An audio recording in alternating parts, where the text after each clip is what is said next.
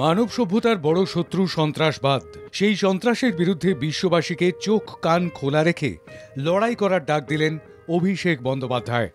Japan, দক্ষিণ কোরিয়ার পর সিঙ্গাপুরেও ঝড় তুলেছেন তিনি। তৃণমূল কংগ্রেস বিদেশে জনমত গড়তে তৎপর।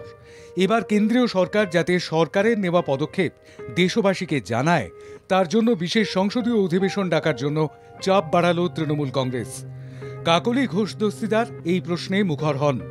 কাকলি ঘোষ দস্তিদারের ব্যাখ্যা, পহেলগাঁও হামলা ও অপারেশন সিঁদুর পরবর্তী সময়ে ধারাবাহিকভাবে সরকারের সমস্ত সিদ্ধান্ত, পদক্ষেপ দেশবাসীর জানা উচিত বলে মনে করি আমরা। মমতা বন্দ্যোপাধ্যায় বারবার বার্তা দিয়েছেন, এই পরিস্থিতিতে কেন্দ্রের যে কোনো সিদ্ধান্তের পাশে রয়েছে সর্বভারতীয় তৃণমূল কংগ্রেস। তিনি আরও বলেন, যেভাবে ইন্দিরা সরকারের আমলে ৭১-এর মুক্তিযুদ্ধ ও ২০০১-এ বাজপেয়ী সরকারের সময় বিশেষ অধিবেশন ডাকা হয়েছিল, সেভাবেই এবারও অধিবেশন ডাকা হোক।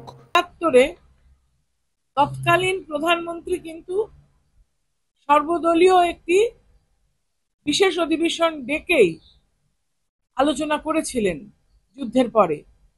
আবার ২০০১-এ সংসদে হামলার পরেও কিন্তু তৎকালীন প্রধানমন্ত্রী অটল বিহারী বাজপেয়ীজিও মোদী সরকারের কাছে তারা চাপ বাড়াচ্ছেন। জুলাইয়ে বাদল অধিবেশনের সময় নয়, তার আগেই বিদেশ থেকে প্রতিনিধি দল ফিরলে জুন মাসেই বিশেষ অধিবেশন চাইছে তৃণমূল কংগ্রেস।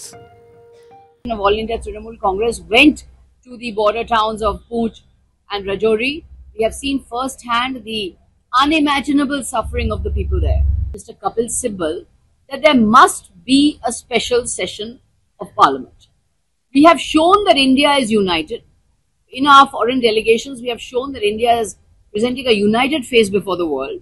জাতীয় স্বার্থে এই সংসদের বিশেষ অধিবেশন প্রয়োজন বলে মনে করছে তৃণমূল কংগ্রেসের মতোই বিরোধী শিবিরের একাংশ।